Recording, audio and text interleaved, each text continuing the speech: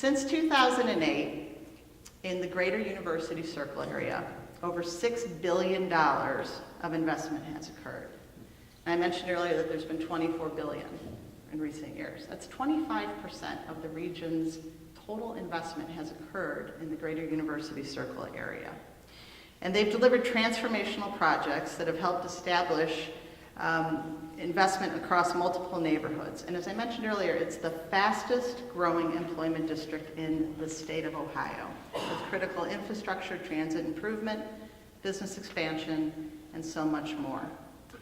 I want to start with Chris, but I'd like each of our panelists to talk about their roles, activities, and undertakings in the Greater University Circle Initiative and the work that they've done to help create that $6 billion of investment in this 1 square mile of our community. So Chris, kick it off for us. Well, good afternoon, everybody. And I want to say, if I can reverse some bios real quick, as Deb was talking, if there was an award for the best chief of staff at 601 Lakeside, it's this lady right here. So she was great. And guess who had to try to follow her? She also won the Groundworks Celebrity Dance-Off this year, Deb. So you won that. It was 2 years ago. Deb. Thank you, yeah. But also, that video is not playing, by the way. We've all been on a lot of panels, but it is, I have to say this, it is a thrill. I think that's the first panel I've been on with all expats from City Hall. That's and right. It's kind of cool to be up here. Third thing is, I think Joe Roman said earlier today about the storied place that this is, but the place that Elvis Presley, the Beatles, U2, before anybody knew who they were, all played here, both in that theater and sometimes in this theater, so it's cool to be here. And as you look at this, I think you guys have been around a lot of buildings that have yet to be renovated. You know, the Cleveland Public Theater or the Capitol Theater before it got renovated, or the 9 before it got renovated. This one's just waiting, and it's going to happen, but it's such a cool space. So I love being here. About University Circle, and one more thing. Deb was talking about the next gen of doers. How many of you saw Cleveland Hospitals last night? Nobody? Yeah, a few of you. If you saw it, I mean, David, my colleague at UCI, we have another colleague, David, he's 26, he lives in the Gordon Square, Detroit Shoreway neighborhood, and I said to him while we were playing pool watching it, I said, I don't know anybody in that. And that's such a good thing. It's all these next-gen folks coming on that are, you know, just doing big things in neighborhoods, or little things, and adding up. So it's cool to be this time, our time in Cleveland, but that it's really transcending generations of investors. University Circle, I got out there in 06 after a term with the mayor and joined Vicki, who was already doing incredible things out in the Fairfax neighborhood, and really the nexus between the Cleveland Clinic, where she was working, and University Circle, the Case Western, UH, and all the other museums and cultural institutions. What we've been trying to do is just leverage what this whole community has been putting together. We knew that the Healthline was going to open up in 08. Again, probably half this room worked some way, somehow on the Healthline to get it done. But it was getting done, and $200 million in federal investment was going to happen. The question is what we're going to do with that leverage, you know, and were we going to actually take that lever and leverage it to something? We created for our 20 blocks in University Circle, a strategy to what we call Bring Back Euclid Avenue. And that was the idea that what happened between the curves was really important, that we began to sort of restore what we lost. We lost that streetcar corridor that we had in the 50s and earlier, all the way back to the late 1800s.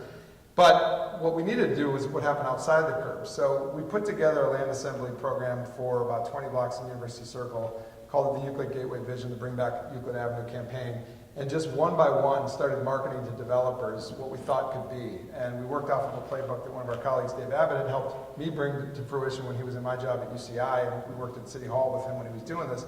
It was to bring back a neighborhood. So our play was take a big infrastructure investment and actually do something with it, make a neighborhood out of it again. Take some of your cues from 100 years ago when the place was a vibrant streetcar mixed-use corridor, and look at those old pictures of the past and do something with it again.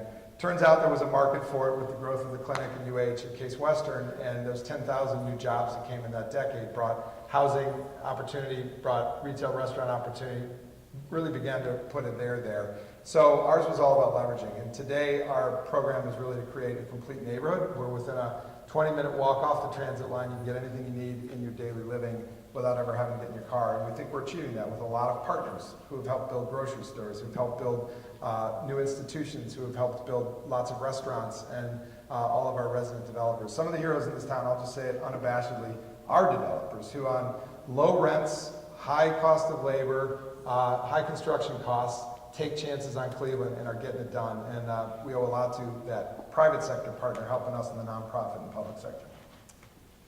So I have not done, the last year hasn't done nearly the amount of work that these guys have in the circle because it's their focus areas. But I remember as we're talking about this, the very first thing that we did was in 2004 as the Cleveland Foundation was considering starting the Greater University Circle Initiative. For the first time, we had CEOs of major institutions that would share maps. And so we literally, I think we got a $20,000 grant from the Cleveland Foundation, Jay Talbot, our friend, and we took everybody's master plan and we put them on a single document. And it was so revolutionary because prior to that, people were guarding their maps. And so what you couldn't see was the opportunities with connectivity, you couldn't see the opportunities with open space. From that, there was this notion that, and these guys focus on the developments and the anchor institutions and how to build neighborhoods. Land Studio, we really focus on the public realm and the connective tissue. And from that really came not only kind of the galvanizing idea with the Cleveland Foundation to take this little map and see the potential of everything that could be done, but we then did a master plan for Rockefeller Park that we were working on by the time Chris got to University Circle around, I think we started in 2006, 2007. And again, it was not the intention for Parkworks at the time, now Land Studio, to do all that work, but really just to craft the vision, to show that that park could be a place where neighborhoods came together, not where they ended, where the back of the house could become a front door to University Circle. And years later, I think one of the themes that will resonate today is this stuff takes time. And so what you need to do is, you need to, oftentimes with philanthropic resources, use that initial investment to create a vision, convene the partners. From that initial planning effort, the traffic circle work was done on East 105th, which took years, but got it done because of that master planning process.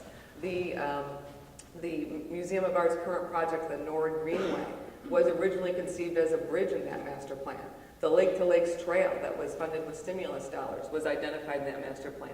So again, it's this notion of kind of seizing opportunities before they're obvious, identifying them, and really influencing the way all the partners in the circle thought of that green space, thought of that connective tissue, and really used the public realm as an opportunity to really create a neighborhood. And so, oh, there he is!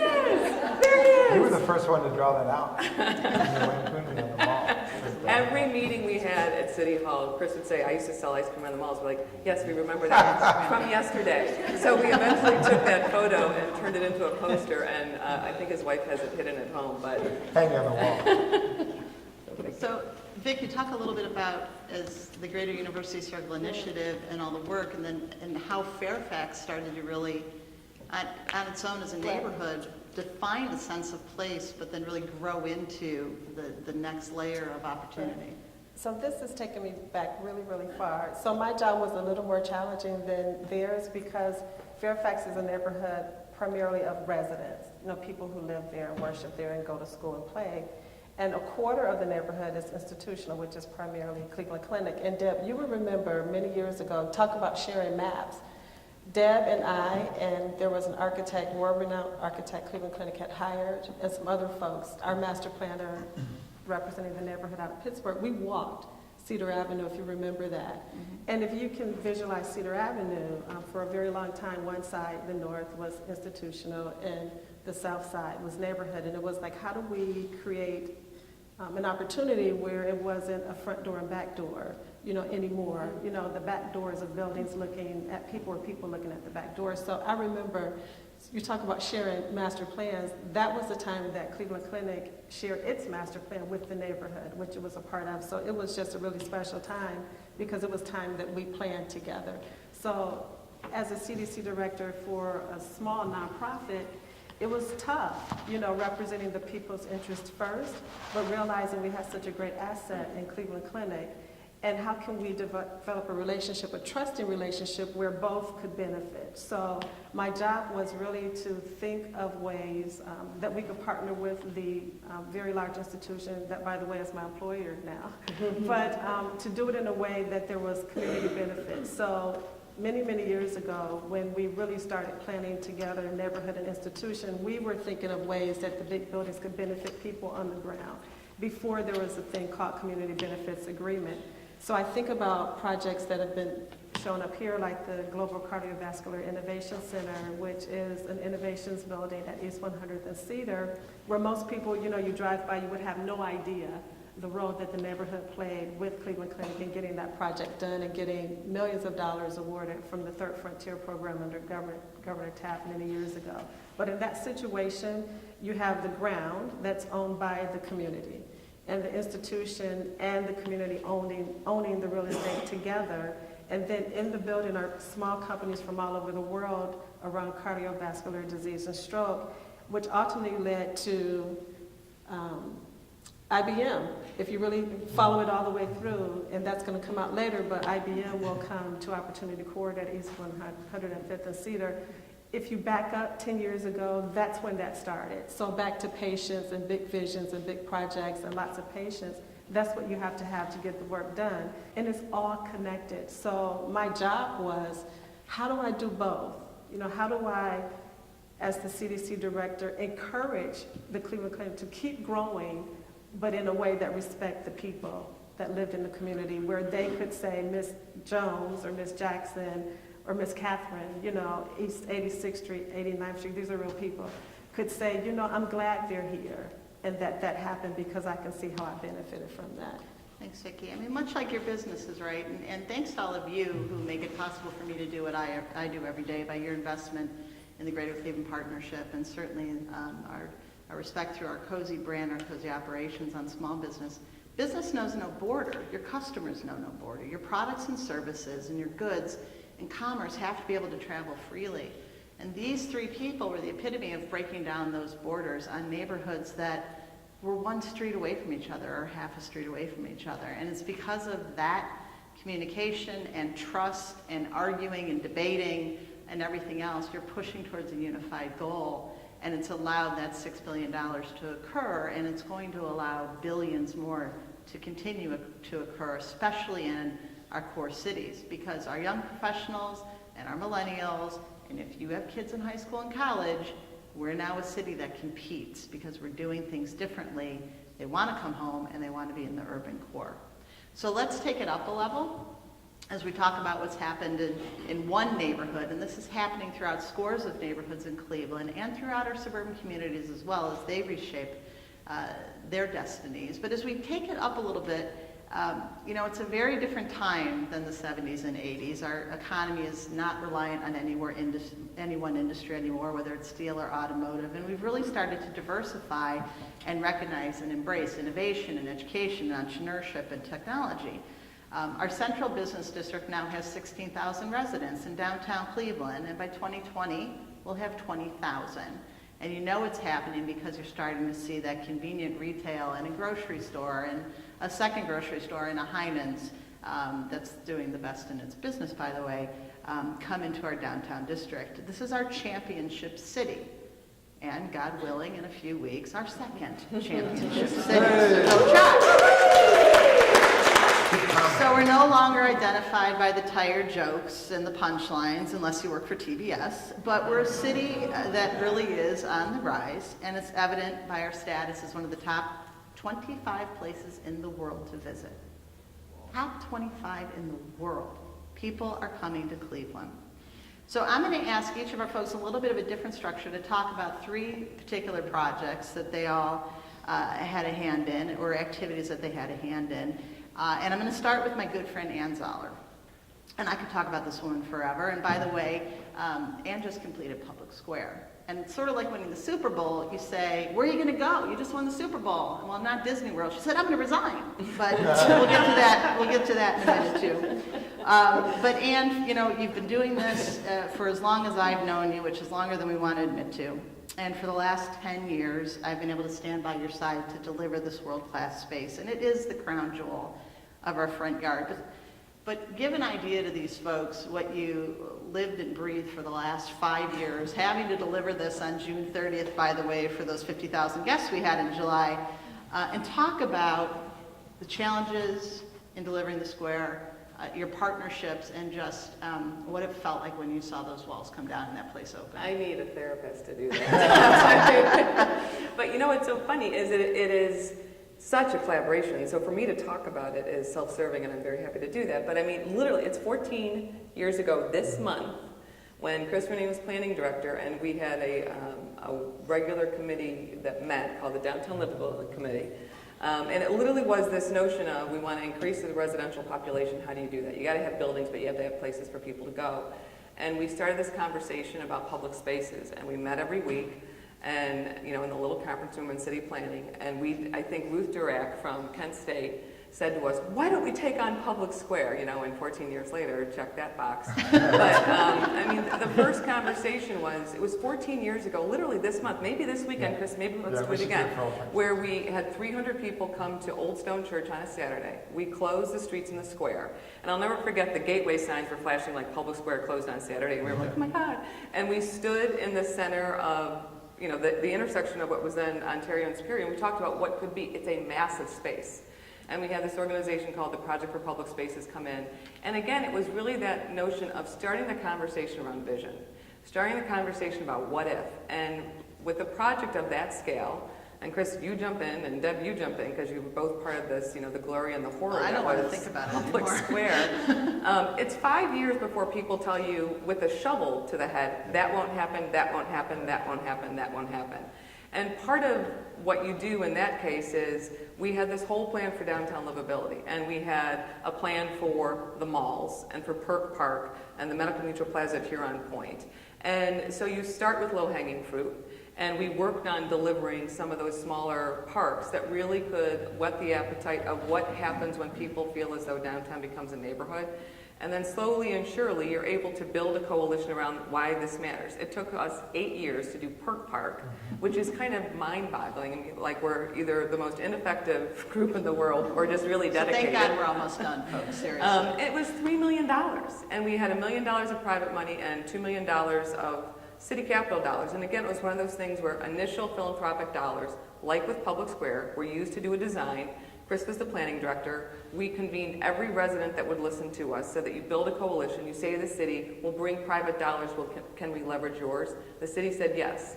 The buildings around that little park filled up. The names changed. And so a big part of how we were able to build the coalition and get Public Square done is I think, several different components. Number one, we had a world-class designer. And this is not about what Cleveland doesn't have, but it's about what Cleveland needed. We needed direction and vision that didn't exist in this community. And so we got one of the best designers in the world, who at the time when we engaged him in 2008 was looking for work, wouldn't have been doing that now. So the timing was right. James Corner of James Corner Field Operations fell in love with the city, crafted this design. It wasn't his vision, but it was years of talking to Clevelanders about what we wanted to see on this space. And so we had this fantastic design. We had a very viable case study down the street where this smaller park was thriving and filling up buildings.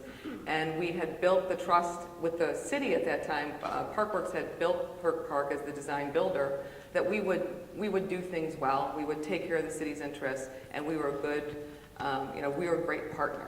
And so, over time, part of this is just, where is the money going to come from? And it's that challenge of, a city like Cleveland has lots of need. How do you make the case to put, $37 million into a park and $13 million into the utilities underneath it? And the way we did that was really because it's the story of economic development. It's not the story of kind of icing on the cake, but it's the story of expanding the pie and looking at, not only Perk, but case studies from across the country where, on average, if you invest $1 in public spaces, you yield an additional $5 in adjoining economic development. And that was the beauty of Greater Cleveland Partnership and their partnership with us. One of our lessons from Perk was, why does this take so long? Because when the park person says parks are important, they pat you on the back. When Greater Cleveland Partnership says, this community needs a world-class anchor public space, and we're going to talk about it at our annual meetings, and Beth Mooney's going to talk about it, and Chris Connor's going to talk about it, you change the narrative. And so it really is that vision of partnership, and we could talk to each other forever because we have done this work together so collaboratively. And so it's building the vision, it's lining up the people around the table that you need to get this done, and it is the incredible support of Cleveland's philanthropic community. We have such a generous philanthropic community. None of us would be here without them. None of this work would get done without the Cleveland and Gun Foundation and so many others that absolutely support this work. So other than that, it just about built itself. Oh, yeah, it built itself. So it took, sidebarring, and it was so much fun to work on that project now that it's open. But we had 18 months, right? We had 18 months to raise $50 million and to build this park in time for the RNC. I love Ann Zoller like she's my sister, but I gotta tell you, when my phone rang on the 13th of every month, I knew the call was gonna be, we got a bill to pay and we don't have any money. And so we literally, I can't tell you the half a dozen times where we both went to bed at night going, are we gonna have to stop this project? But somehow this community always came through, and literally in the nick of time. We also have to give incredible credit to Donnelly's Construction and their partners and their subcontractors and the work they did. If it weren't for them and that entire team, we wouldn't have had that park in time for the RNC, and we might still be under And they helped development. us, in addition to being the best construction contractors you'd ever work with in your life, they raised $1 million from Donnelly's and from their subs to put into the future program and maintenance of that park. Yeah. I mean, that is like, Unheard of. it's unheard of. So I also was neglectful to say that these are very, very busy people. And at 5 o'clock, my good friend Vicki has a board meeting that she has to take a conference call. And so when she dashes off, it's not because this time I've really made her mad and she's left the room, which has happened over the last 20 years, but not often. But it is because of that. So when you see her take off, that's why. So I'm going to build on this, right? Because we're looking at these large-scale projects. And it's all going to tie back in to where Ann started when I asked Chris to finish. But Vicki, you know, when you look at the role that the Cleveland Clinic has played in this community from the onset, and it goes so far now beyond patient care. It's the investments in research and development and relationships and partnerships. And today, they're undertaking at your place of business on your campus a $515 million health education campus in the first of its kind relationship with Case Western Reserve University. Talk about what that campus means, not just to the clinic campus, but to this community on the whole, and really how it ties back into your regional assets and our Global Health Center for Innovation, which Dr. Kaiser was so instrumental in delivering the formal medical mart, which I still call it because I am really old. But can you talk a little bit about how that campus is going to affect our community and our economy going forward? So I will, but I want you to remember that, so I'm the community person. I joined Cleveland Clinic a little over 2 years ago. And when they recruited me, they said, look, we want you to stay just as you are. Bring the lens that you look through to Cleveland Clinic. We want to be a better partner to the community and understand it through my lens and not theirs, because, you know, we all have our own lenses, our own experience, our own environment, you know, conditions from which we make decisions. And so they said, that's our commitment to you, to allow you, and please don't let us change you. So I want you to understand that. So one of the first assignments I got when I joined Cleveland Clinic was to staff the health education campus meetings. We have these internal meetings every 2 weeks about moving this project forward. And it's huge. I hope you've seen it. It's on Euclid or Chester, depending on where you're driving. It's a couple of blocks, and it will combine 2 medical schools, a nursing school, a dental school, right there at 93rd and Euclid and Chester, a partnership, as Deb said, between Case Western Reserve University and Cleveland Clinic, and the goal is to be the best medical school in the country, and maybe the world. Heck, I'll say the world. So that's the plan. So it will open in 2009, and again, my assignment is to attend those meetings and think about that and how can it relate to the community, and how can folks, everyday ordinary people who drive by, see, you know, this is a big building, but how does it benefit Huff and Fairfax and the people who live there? Because we know how it's going to benefit the world, right? And the greatest minds that it will attract to the schools that would then become the greatest healthcare givers to solve the greatest problems, you know, face transplants and all those kinds of things, which is a great asset to have, that we can get to in minutes. People fly, you know, days to get to the Cleveland Clinic for world-class care, and the same to become a student at one of the schools at Case or the medical school at Cleveland Clinic. So from a community perspective, I would love to provide an answer for that. So a couple of weeks ago, we were at this meeting, and we're planning to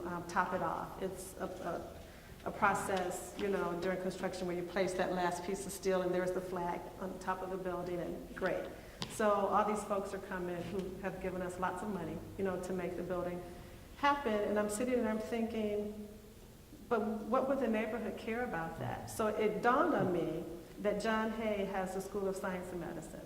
So I texted the principal and said, Mr. Weber, how many seniors do you have? in your senior class? He said 97. So I'm in this meeting, I said, hey, I want these 97 kids to be invited to be a part of that topping off, and I want them to take the Sharpie pen and write their name on that last piece of steel, so that from that day forward, when they drive by and their moms and dads and whoever, there's a connection. And so then it's become better than that. So then they're going to start the day earlier in the Lerner School of Medicine. They're going to talk to, folks and make sure they understand your 17, 18-year-olds today, here's the path we want you to take to one day make it possible that you can dream about, you come to school here. Why can't this be your dental school and your nursing school and your medical school? So that's what I bring to the conversation. And it has grown so big. I mean, I got an email, well, we have a scholarship, so can we come and tell them about the scholarship? So that's what I bring to the table, and that's what I like to add to the projects that I work on, because again, we'll read about the health education campus in all these magazines and medical journals, and people from all over the world could know, if we're not intentional, know more about that than the people who live in the shadow of that building. So it's my job to make sure that that does not happen. So what will that mean to one of the 97 kids who are seniors at John Hay? That's my school. That could be my school. My name is on that beam. I'm a part of the building. So that's what we're trying to do in addition to everything else that's going to happen. For example, there's something called the HoloLens, where the students in the medical school will put these lenses on and actually see a body in 3D and be able to, go into the air and move this and do that and all this stuff that is amazing. But for me personally, it's not amazing if folks who live right here don't believe that there's an opportunity for them to find their way there. It's all about talent. It's about bringing talent back to this community and attracting talent here, and these are the kinds of the assets that do it. It goes way beyond the bricks and mortar. There's a place that house it. And that's the kind of commitment that we need to make sure all of our kids come home and people want to relocate here. So Chris Ronayne, you might think he's just the president of University Circle, but that's like one of the 73 hats he wears in this community, including the one in that picture that he probably still has, because I know him. Looking for that hat. Yeah. But Chris, there it is. Great hat. I timed that just right. But Chris, one of the many hats he wears is he's on the board of Destination Cleveland, which is our visitors bureau. And in that role, Chris, and the work that Destinations Cleveland's doing, you hear Vicki talk about the advantages. You live in University Circle every day, but you now have this public square and this global health center, a brand new hotel, and a state-of-the-art convention center that is revered now across the country as one of the best in the business. From your role on Destination Cleveland, what does the future hold, and how do we leverage these assets to bring more visitors, more tourists, more companies? And in your opinion, what's the economic benefit that this entire region is going to benefit from beyond just being able to come down and enjoy a beer on the mall? Well, I think, I was thinking, just listening, by the way, that was a fantastic story that you just gave about what I look at as long-term stewardship in this community, with kids vested in a project that they, for generations, will carry the torch and protect that asset and its meaningfulness to this community. So I think, it's not as much about the what we are doing, it's the why we are doing. And you cannot stress enough the importance of deep diving into intergenerational sort of understanding of why we're doing this stuff, particularly the next gen coming up, both from the students and the professionals, young professionals. Why are we doing this, right? And just, you're seeing a lot more teaching in Cleveland, literally a course called Teaching Cleveland that's happening at a high school level now, and teaching teachers about Cleveland, about what have we been and where are we going. So all of this stuff is adding up. I think, Anne's talked about the public square. Why did we do it? There was a context. To self-funders, which she has done so well, it was all about sort of humanizing a downtown for residential living, and the why is so important. So you get to a point about a convention center, and why do you do it, other than the anecdote we were kind of kidding around with on the way in, that all four of us have passed through a crazy little tunnel that gets to this building from City Hall where you had to run faster than the rats to get here. But there was a need for a new convention center from an industry perspective. But beyond that, the why, and wearing a Destination Cleveland hat in this regard, why are we doing it? It's this whole city. The whole city concept of what makes for, I talk about complete neighborhood in University Circle, but writ large to a city, it's about what makes for a complete city, right? And I think we're all getting tired of thinking that our best days were 50, 60, 80, 100 years behind us. Where were we going? And the convention center is a building at the end of the day. The Global Health Innovation Center is a building, and the Medical Mart, when it was conceived, was a building. It's all about the why. And I think for us, we needed to be a city that could live up to a brand delivery and expectation on why you should visit here. The Rock Hall is a great draw. You go talk to folks in Canada, why do they come to Cleveland? They come here to go to the Rock Hall. They're coming to watch the Blue Jays lose. Yeah, this week it's the Blue Jays. But afterwards, it's about what are they going to find in this whole city? What's going to keep them coming back? So I think all the stuff we do, from the visitor infrastructure perspective, is to set the table, obviously for the RNCs and the next RNC or DNC, is to set the table with the hotels rooms that we've built. We knew there was a minimum threshold we had to get to actually being a real convention city. So those are all necessary ingredients in this. But at the end of the day, when a lot of the visitors are here, what they're discovering and what will bring them back is a night out on West 25th Street or a night out in University Circle. That actually it's a place worth coming back to because I missed that neighborhood, or I missed that Edgewater Park, or I missed something over at Gordon Square. I missed the Lakefront Nature Preserve, the stuff I got to come back to.